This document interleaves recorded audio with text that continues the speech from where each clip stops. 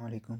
आज हम जिस टॉपिक के बारे में बात कर रहे हैं उसे कहते हैं कंजेनिटल मायोपिया, यानी कि बच्चे छोटे बच्चों में जो पैदाइशी तौर पे उनकी नज़र कमज़ोर होती है, उसके बारे में आज हम जिक्र करने जा रहे हैं। First of all, congenital myopia होता क्या है?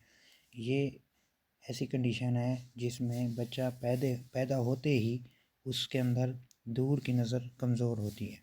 ठीक है, उसमें मुख्तलिफ़ वजूहात हो सकती हैं। ये ज़्यादातर तो 2 से 3 साल के बच्चे जब हो जाते हैं तब जाके पता चलता है कि इनकी नज़र दूर की कमज़ोर है, क्योंकि उससे पहले ख़ास तौर पे वालिदैन को आइडिया नहीं होता है कि उनके बच्चे की नज़र कमज़ोर हो रही है या बचपन से ही कमज़ोर थी। और इस कंडीशन में बेसिक कुछ कंडीशन में एनिसोमेट्रोपिया भी प्रेजेंट होता है उस मोस्ट ऑफ टाइम। इसमें होता यूँ है, एक आँख में या बहुत कम दोनों आँखों में भी होता है।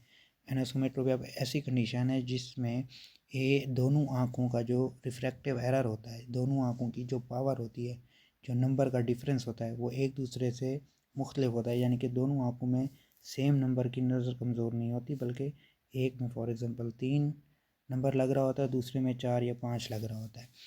और इसमें ज़्यादातर जो है ना 8 से 10 नंबर तक बच्चों को एरर हो सकता है, जो कि बाद में जाके तकरीबन कांस्टेंट ये हो जाता है। अगर हम इसकी वजूहात की बात करें तो सबसे पहले जेनेटिक फैक्टर्स में देखें तो ये फैमिलीज़ में चलता है, यानी कि ऐसे वालिदैन जिनका नंबर बहुत ज़्यादा है, हाई मायोपिक माने जाते हैं, यानी कि जिनका रिफ्रैक्टिव एरर -6 डायोप्टर से ज़्यादा का होता है। तो ऐसे बच्चों में नज़र दूर की नज़र कमज़ोर होने के, मायोपिया होने के चांसेस बहुत बढ़ जाते हैं। दूसरी वजह ये है कि आँख की डेवलपमेंट ही पूरी नहीं होती। बेसिकली मायोपिया उस कंडीशन में होता है कि आँख की ग्रोथ नॉर्मल से ज़्यादा हो जाती है, यानी कि उसकी जो लेंथ होती है नॉर्मल, वो ज़्यादा हो जाती है।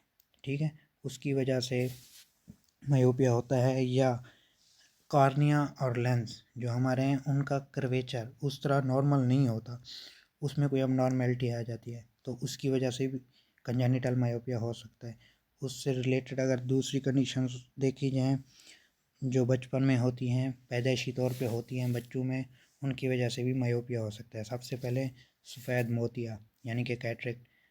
सफ़ेद मोतिया का जो पेशेंट होगा उसको मायोपिक नंबर लाजमी लगेगा, क्योंकि बचपन में जो बच्चों का सफ़ेद मोतिया का ऑपरेशन किया जाता है तो उसको पहले फेंक रखा जाता है। बाद में जब वो बड़े होते हैं तो उनमें लेंस इम्प्लांट कर दिया जाता है, क्योंकि उस वक्त उनकी आँख की ग्रोथ नहीं हुई होती। मैक्रोऑप्थेल्मस यानी कि एक आँख का साइज़ नॉर्मल होता है, दूसरी आँख का साइज़ छोटा होता है, जिसकी वजह से मसला हो सकता है। एनेरेडिया यानी कि जो हमारा आँख का कलरफुल हिस्सा है, आइरिस, वो या तो पार्शली या तो कंप्लीट ही मिस होता है बच्चों में। तो ऐसे पेशेंट में भी मायोपिया होने के चांसेस होते हैं। दूसरा है मेगालोकॉर्निया। अगर कॉर्निया का साइज़ नॉर्मल साइज से ज़्यादा है तो उस कंडीशन में भी ऑब्वियसली कॉर्निया में एबनॉर्मल कर्वेचर हो जाएगा, जिसकी वजह से मायोपिया होने के चांसेस हैं। उसके साथ साथ रेटिनल डिटैचमेंट भी हो सकती है बचपन में आयु मायोपिक होने के साथ चांसेस में। अगर इसकी हम साइन एंड सिम्टम्स की बात करें तो बच्चों में ख़ास तौर पे हमें इतना अंदाज़ा नहीं होता कि इनकी नज़र कमज़ोर हो रही है, ये मायोपिक हैं या नहीं है। तो हमें कुछ साइंस ऐसे होते हैं जिनसे हम आइडिया लगा सकते हैं। ये जो छोटे बच्चे होते हैं वो किसी चीज़ को फोकस करने के लिए आँखों पे दबाव डालते हैं, ज़ोर से देखते हैं या बार बार रगड़ते हैं ताकि उनको क्लियर नज़र आए। इससे हम अंदाज़ा लगा सकते हैं। दूसरा, वो किसी चीज़ को देखने के लिए या ट्रैक करने के लिए इतने उनके पास विजन नहीं होती, तो यानी कि उनकी नज़र इतनी कमज़ोर होती है, वो उनको प्रॉपर ट्रैक नहीं कर पाते, बार बार किसी जगह में जाके लगते हैं, उनको आइडिया नहीं होता कि ये चीज़ यहाँ पे थी। उसके अलावा किसी भी चीज़ को वो पकड़ते हैं, फॉर एग्ज़ाम्पल किसी चीज़ को देखते हैं तो वो बहुत ज़्यादा आँखों के करीब कर जाते हैं। अगर टीवी देखते हैं तो टीवी को दूर की बजाय करीब देखना शुरू हो जाते हैं। इससे अंदाज़ा लगा सकते हैं। और ऐसे पेशेंट जिनको स्क्विंट हो जाए, यानी कि कुछ बच्चों में टेढ़ापन होता है, आँख का भेंगापन होता है, वो भी एक मायोपिया की निशानी हो सकती है। उसके अलावा एम्बलायोपिया लेज़ी आई होती है।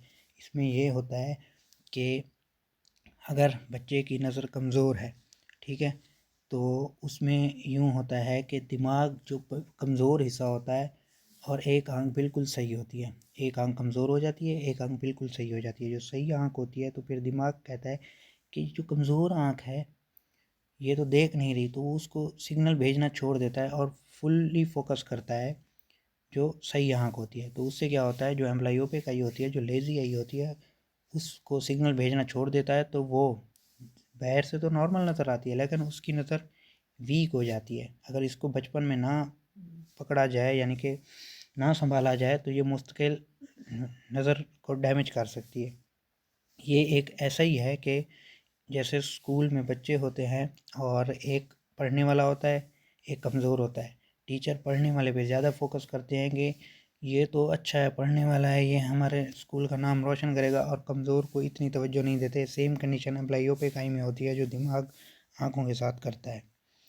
अगर इसकी डायग्नोजिंग की बात की जाए तो हम कैसे डायग्नोज करेंगे, क्योंकि बच्चे छोटे होते हैं और वो किसी चीज़ को प्रॉपर फोकस नहीं करते। वो कुछ बच्चे जिन क्योंकि ये बाई बर्थ कंडीशन होती है तो उनमें साइक्लोप्लीजिया किया जाता है। उनको उनकी नज़र को यानी कि साइक्लोप्लेजिक ड्रग इस्तेमाल करके उसके ज़रिए उनकी रिफ्रैक्शन की जाती है ताकि वो रिलैक्स हो। उसके अलावा फंडस एग्जामिनेशन की जाती है क्योंकि हाई मायोपिया होने के चांसेस ज़्यादा होते हैं, तो हो सकता है उसके साथ कोई और डिजीज़ हो रही है जैसे रेटिनल डिटैचमेंट या कुछ और। एक्सियल लेंथ की मेजरमेंट की जाती है कि एक्सियल लेंथ नॉर्मल है, अगर नॉर्मल नहीं है तो कितनी ज़्यादा है। स्क्रीनिंग की जाती है बाकी अब नॉर्मेलिटी की, जैसे मैंने बात की कि ग्लाकोमा, कैटरेक्ट, रेटिनल डिटैचमेंट वगैरह उसके लिए। उसके अलावा कॉम्प्लिकेशंस क्या हो सकती हैं अगर हम मायोपिया जो है ना उसको ट्रीट ना किया जाए, तो वो किस हद तक कॉम्प्लिकेट कर सकती है। एम्ब्लायोपिया लेज़ी आई के बारे में मैंने बताया है। उसके अलावा जब हमारी आँखें कमज़ोर होती हैं, हमारी नज़र कमज़ोर होती है, पहले तो बच्चा फोकस करता रहता है चीज़ों को, जब वो हाथ से काम बढ़ जाता है तो आँखें उनकी टेढ़ी हो जाती है, यानी कि उनकी आँखों में भेंगापन आ जाता है। और अगर आँख का नंबर बहुत ज़्यादा बढ़ जाए, एक्सियल लेंथ बढ़ जाए, आँख पे खिंचाव पड़ता है, पीछे से एक खिंचाव आता है पर्दे के ऊपर जिसकी वजह से पर्दा उखड़ सकता है, यानी कि रेटिनल डिटैचमेंट हो सकती है। और हाई मायोपिक पेशेंट में यानी कि जिनका नंबर 8, 10, 12 इस तरह का हो, तो ऐसे पेशेंट में जो कंडीशंस होती हैं पीछे मैकुला के ऊपर, इस तरह वो कमज़ोर होना शुरू हो जाता है पर्दा।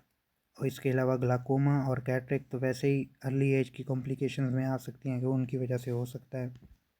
अगर इसके ट्रीटमेंट की बात की जाए तो ट्रीटमेंट इसमें सबसे पहले ऑब्वियसली ग्लासेस यूज़ किए जाते हैं या कॉन्टैक्ट लेंस यूज़ किए जाते हैं विज़न को इम्प्रूव करने के लिए। अगर इनको अर्ली डिटेक्ट कर लिया जाए, मायोपिया को अर्ली डिटेक्ट कर लिया जाए, तो उससे हम एम्ब्लायोपिया जैसी कंडीशन से हम बचा सकते हैं बच्चे को, और इस तरह से उनकी जो विज़न होगी उसकी भी डेवलपमेंट अच्छी तरह से हो सकेगी।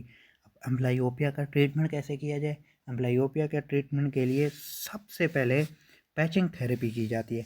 पैचिंग थेरेपी कैसे की जाती है? उसमें होता यूँ है कि जो लोग यानी कि बच्चे छोटे होते हैं, इस एज में होते हैं कि उनकी डेवलपमेंट हो रही होती है अभी, तो उसमें जो उसकी अच्छी आँख होती है यानी कि स्ट्रॉन्ग जो आई होती है, जो बिल्कुल 100% देख रही होती है, सेम ऐसे कि एक बच्चा जो है पढ़ने वाला होता है, ठीक है, एक कमज़ोर होता है। हम क्या करते हैं, जो अच्छी आँख होती है उसको ब्लैंक कर देते हैं और जो कमज़ोर आँख होती है जितना हो सकता है उस पे ज़ोर लगाते हैं ताकि वो पढ़ने वाले के बराबर हो जाए, यानी कि जो आँख सही देख रही है उसके बराबर हो जाए, और पर्दा दिमाग उसको बार बार सिग्नल भेजे और हम उसको मजबूर करें कि ये हमारी आँख इतनी पीछे नहीं रह गई।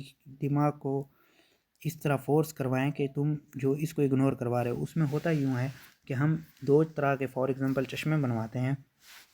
एक पेशेंट को कहते हैं कि घर में जब वो हो तो ये एम्ब्लायोपिक थेरेपी इस्तेमाल करे, पैचिंग थेरेपी इस्तेमाल करे, यानी कि जितना हो सकता है घर में एम्ब्लायोपिक आँख के साथ देखे, और जब वो बहर जाए तो नॉर्मल अपने दूसरे ग्लासेस पहन के जाए ताकि कॉस्मेटिकली उसको बुरे ना लगें और कोई उसको किसी हवाले से भी डिमोटिवेट ना करे।